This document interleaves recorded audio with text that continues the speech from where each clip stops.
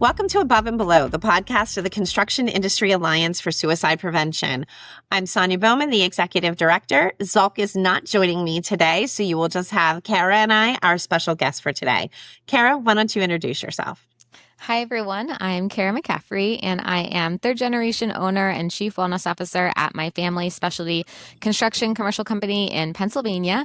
I care a lot about mental health and suicide prevention because I've lost several people in my life to suicide, most notably my brother. And actually today, Sonia, I didn't tell you, but today is the anniversary of when he passed. So it's been 21, but it meant so much to me to do the podcast today on his anniversary. It was 21 years today since we lost him. And both my brother and I grew up in construction. I spent around 4 years in construction after college.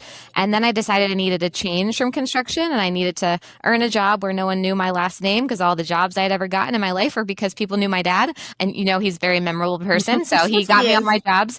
So I needed to earn another, job without him. And I spent over a decade in healthcare IT working on the clinical side to suicide prevention, which is really where my passion for it grew professionally. Like I'd always cared about it because I lost my brother and others, but I didn't understand clinically. So then I worked in healthcare IT, working on suicide prevention from that perspective. And then I was drawn back to the construction industry after learning about the stats that we all know and the issue of suicide in construction. It really pushed me to go back to my family company and to continue it into the third generation and also hopefully make a difference for those at my family company and the industry. So I focus on all things health and wellness at my family company. And I'm also chair of Construction Suicide Prevention Week, which I'm really excited about this year. That is awesome. Thank you for sharing that about the anniversary today. And I'm glad you're here with us. I'm glad we're having this conversation and that you're back really in the construction industry. We go back a little bit of ways. I think we got to do one of your first presentations back into the industry together. So I guess that was, how long ago was that now? 2.5 years maybe? Yeah, probably. I think so. And it was my first one back and we got to meet and talk together and have been instant friends since then. Absolutely. We have so much in common too. So that's great. So too, Philadelphia ladies in construction, or Pennsylvania, really. You're sort of central Pennsylvania. Yeah. Very nice. So tell us a little bit about what being a chief wellness officer is and how other companies can integrate that into what they do when they're trying to figure out where to put someone in the company to have these conversations. Yeah, I feel like I am so lucky to be a chief wellness officer. I had never even heard that term before. I don't think it's a very common role that folks have in construction. So I just feel so blessed that my company is willing to prioritize it and allow me to have that space, because I know not every construction company can have even a wellness director or something. It kind of fits into other roles. And I think that would be my main advice, thinking to other companies. You don't have to have a chief wellness officer, but you can make sure that folks in your HR department or your safety department or other areas of your company still prioritize wellness. You can make a wellness committee. You could focus on that, in that way.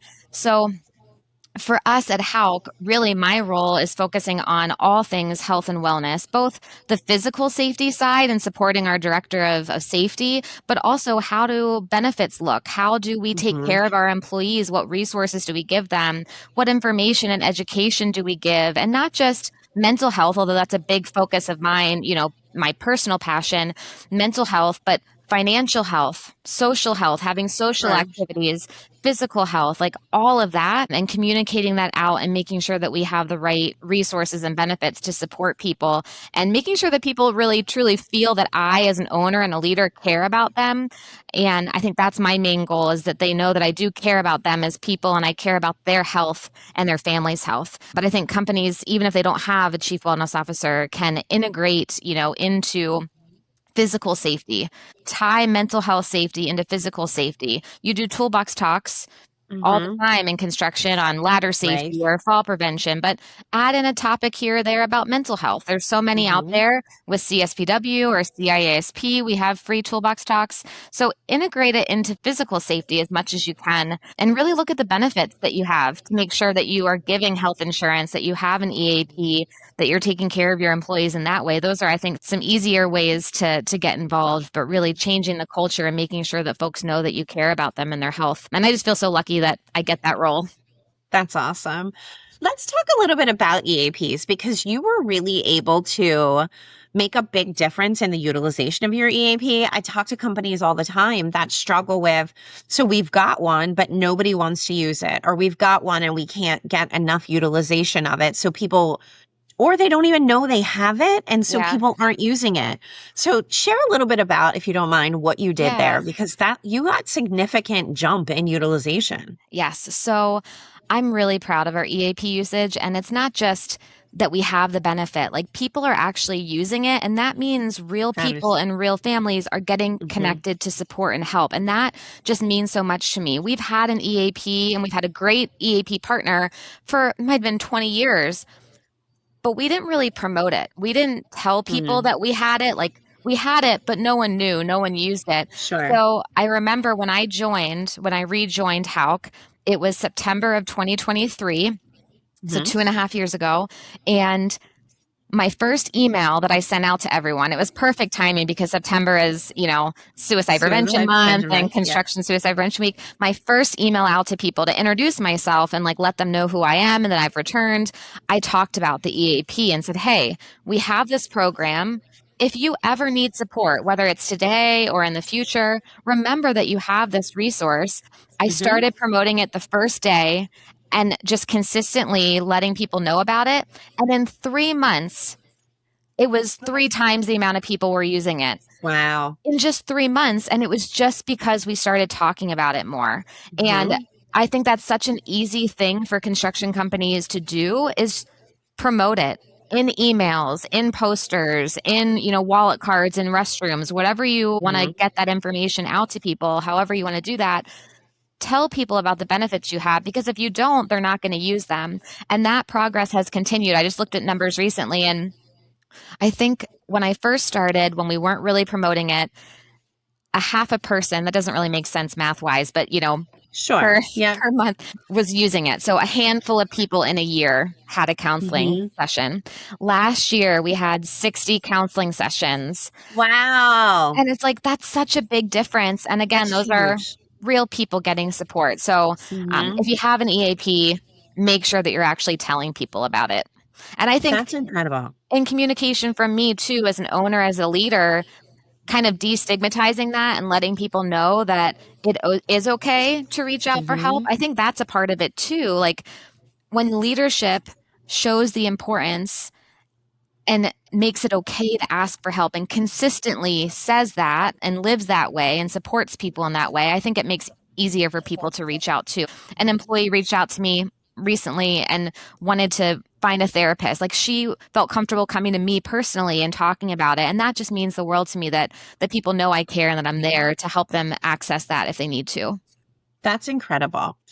So as a third generation leader in a company, what was that like to come back and say, I need the focus now to be on health and mental health and suicide prevention? Was there a shift that had to happen in the company? And how did you get people to say, if I'm coming back, this is the way I'm doing it?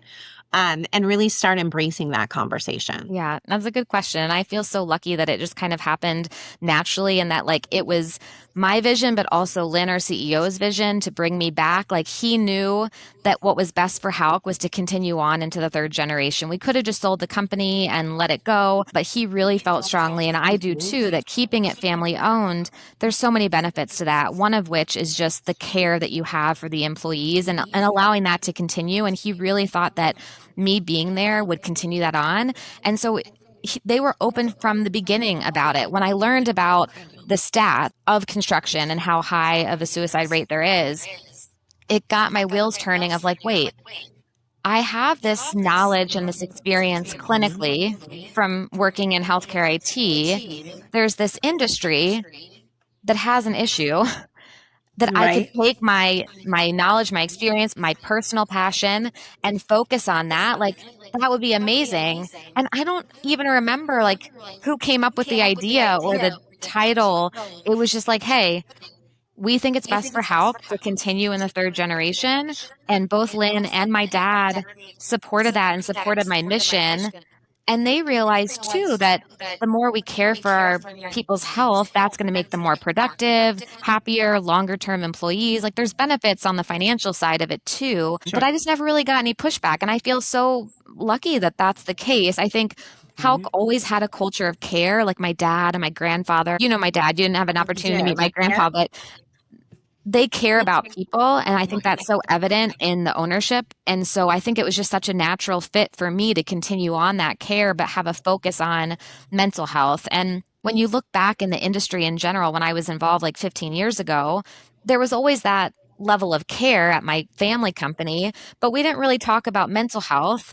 Even after my brother passed away, like it just wasn't around in the industry either. But now, fast forward, I think it is more accepted and more people are talking about it. So I think it positions us as a leader in the space of like, hey, we care about this. We have someone focused on it. And I'm glad that it went full circle and worked out the way that it did. So let's talk a little bit more about that culture of care, because I did get to meet your dad and I did get an opportunity to walk around the company and meet many, many people that work there. And everybody, they seem to really, like, this is your culture. They've really embraced it. But you had only been back, gosh, I guess it's been about a year since I was at the office. And so you had been back maybe a year and a half at that point. How quickly were you able to just get people on board? It seems like sometimes you're like, okay, the boss's daughter's back. We're going to embrace this. But that is not the culture in your office. And individually, people are having these conversations. So yes, your dad was walking me around, but if you know Kara's dad, you know that he's all over the place. He's a character. So he would introduce me to someone and then walk away and start talking to someone else. And we would have real conversation about, kind of mental health and what I do and what you guys are doing. And people are really proud of that and really in the office part of this conversation. How did you get there? Yeah, I mean, that's also a good question. And that really tracks about my dad, by the way. He also, Paul got to visit the office too. And so got a chance to meet him, which was really nice. And I think I walked Paul around. So I probably stayed more focused on talking to people than you got the experience for. But, I guess I credit the people at Houck too for being open to it. My dad has always talked about mental health individually to people. Like if someone was struggling, they would always come up to him and he would talk one-on-one and support people. So I think people always knew that he was there for that because with my brother and others in our family. But now this is more visible and more proactive and like talking to everyone about it.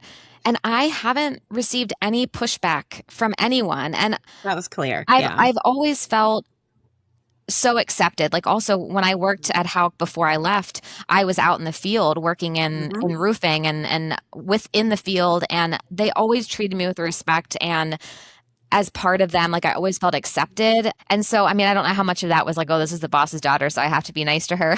But I do credit them that they have accepted me. And I think they understand the importance of it. And you don't realize in everyone's life, someone's going through something. So I think this resonates with everyone in their own way, whether it's themselves or someone in their family or a friend who has struggled with their mental health. So I've just gotten such acceptance from it. And I think we've always had a priority on safety and keeping people safe. And there's just such a tie-in between keeping your whole person safe. And I think talking from that angle has helped a lot too. And just the support that I get from the HR team and the benefit side, the safety team, like anytime I want to do a toolbox talk on a different topic, they're always supporting me on that. And one of the safety managers just got like little mental health bracelets for everyone. And that wasn't something that I asked him to do. Like he just did it because it was Mental Health Awareness Month. Like it's spreading and it's not just me. And I don't know what the answer is to that of like why they're so accepting, but they are. And I feel so thankful that they have accepted me and moved it forward. Well, I think it really shows that it is not a priority in your company, but it's really a core value. And that it's something when you say like, we're about safety, that is an all-encompassing conversation like you talked about. And the training and the leadership. I mean, there's definitely it is a top-down conversation, but it's also a bottom-up conversation there. And that's really special. That reminded me that we did actually officially change our core values. I don't know if my dad showed you that on the wall when you visited, but we used to be, because Houck with the H, we had 3 H's: honor, humility, and humor were our values for several years. And the humor was really coming from my dad. I'm like, that tracks. Yeah. And we decided to change it, and credit to everyone and the board, the leadership team for supporting me in this, and my pitch of changing the value from humor, although it will always be a part of us, to health, and really focusing on all aspects of health, our physical safety and our mental wellness and our mental health. And that's up on the wall when you come into the office. It's there. Like, it really is a core value for us and something that we live by, and everyone has been really supportive of it. That's awesome. Very cool. So let's switch directions a little tiny bit and talk about Construction Suicide Prevention Week and how you made that transition to being the chair there as well. Yeah. I mean, you jumped right in with both feet in the last few years. So talk to us about that. Before I rejoined Houck, I was on the board. I don't know if I ever told you that. About a year, 2 years before I rejoined Houck, I joined the board just to learn more about the company. And as I did that, somehow I came across Construction Suicide Prevention Week. So even before I joined Houck, I had heard of it. And I remember watching the webinars, and it would have been maybe in September, like right before I joined, or maybe it was August. Anyway, I was watching the webinars and I thought, like, this is where I'm supposed to be. Like, I need to be a part of this group. They all care about suicide prevention and construction. I'm like, I hope one day I can be a part of this group. And I applied and ended up joining the board then the following year. So this is technically my 3rd year being on the board. And Construction Suicide Prevention Week, for others who aren't very familiar with it, it is a week in September that's dedicated to raising awareness about suicide in the construction industry. This year, it's the week of September 14th, but we want it to be more than the year. Really, though, the week is meant to get people into the movement, making that entry point accessible for folks to join the mission and building awareness around the issue and doing something about it at their company. Our hope is that they, do it year round, that they use our materials or CIASP's materials and like kind of get into the work of making it part of their culture and part of their company, not just 1 week a year. But when I learned about the group, I just felt so connected. And then last year, last year I was vice chair, and then I got to be board chair this year. And it's an honor to be a part of that group and to lead that group this year. I'm just so excited. It kind of stems from my work at the Healthcare IT, leading that suicide prevention group. Like, I just feel like it's a natural transition for me to do. And the people that I get to work with, and I'm sure you feel the same about CISP, like the group of people that we have, the volunteers that we have, are just such amazing humans. Chris, Lalavi, Nazia, I get to work with a lot of them. Yes. Yeah. I feel so lucky that I get to work with them, and honored that I get to be chair this year. And I'm glad that I got connected to them, and then CISP later on too, and I get to work with you guys. Well, I think there's so many really great organizations out there, and CSPW, while it is not the same as CIASP, and people often confuse us. With acronyms, right? We are 2 separate organizations, but really, I think we had a call where we were joking. It's a little bit like peanut butter and chocolate. They go well together. What was the other one? We played with some really cute things, 2 great tastes that go great together kind of things. But really, it is an opportunity to. And when I was working with Angela and Izzy from CSPW, we did a presentation together not that long ago, and they likened it to being, they're the spark, right? And that's how you really get involved in this conversation. During that week, there's a moment of silence, and there's ways to sort of dip your toe into this conversation. If you have not done this yet as a company, starting there is a really great way to introduce this, because it's a natural transition. It doesn't feel like it's suddenly we're forcing suicide prevention into the conversation. Everybody in construction is talking about it. Everyone's doing it. Yeah. Absolutely. And there's a great opportunity. We've all, like you said, lost somebody or had a loss within our companies. So let's take a moment and acknowledge that. And then from there, you have an opportunity to do some of the other things, because during that week, you guys highlight some really great things. You have lots of webinars and lots of conversations. I think you and I are doing a webinar together in August to promote this as well. So really drawing that conversation. And then you can use your resources, but our resources resources build off of those as well. So while you've got the ones you've got some really great toolbox talks, you could use ours to kind of continue the conversation. We've got a great lived experience video with one of your board members, with Chris. Amazing, by the way. I loved those so much. Yeah, well done. We're so lucky that there are really great people who want to share their stories and want to continue this conversation in a great way. So we do a lot of overlapping and a lot of shared resources and conversations, because we all kind of look at this as that mission over monument, and that it's about saving lives no matter how we have to do it. And I think that's such a good similarity between us too, is like both organizations really just want to save lives in the construction industry, and we want to do it without someone having to pay too necessarily. There might be a time and place for that, but like for us, we really feel like we want to make things accessible and make things free and as easy as possible for organizations just to start there. So you don't have to make a toolbox talk, just grab one of ours or yours, and integrate that toolbox talk into your normal physical safety routine.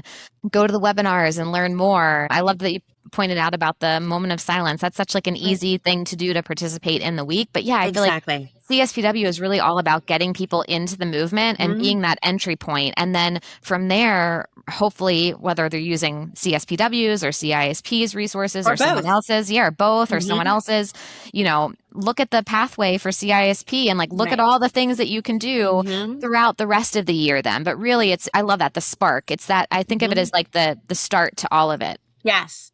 Absolutely. And you're right. I like that you highlighted the fact that the resources are free. So anyone can use them. They can go to CSPW's resources. They can go to our resources. Whether you're large, medium, or small, they're there for you to be able to build your own programs, get the support you need, and really start making this a core value in your companies. Yeah. So what is the easiest way, do you think, for people to get started in this conversation? How do they start? Where's that spark for them? I think, even now today, you can start planning for Construction Suicide Prevention Week in September. So go to our website, constructionsuicideprevention.com. That's ours, right? Yours is very similar. It's like prevent. We're prevent the other way. PreventConstructionSuicide.com is what we are. Okay. So we're constructionsuicideprevention.com.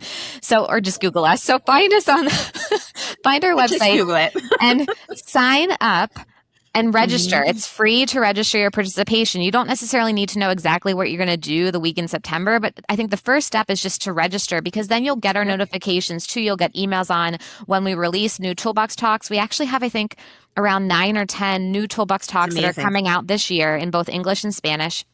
You'll get notifications on webinars that we're doing, like the one, Sonya, that we're doing together in August. So sign up now, because then you'll get more notifications on things that are coming.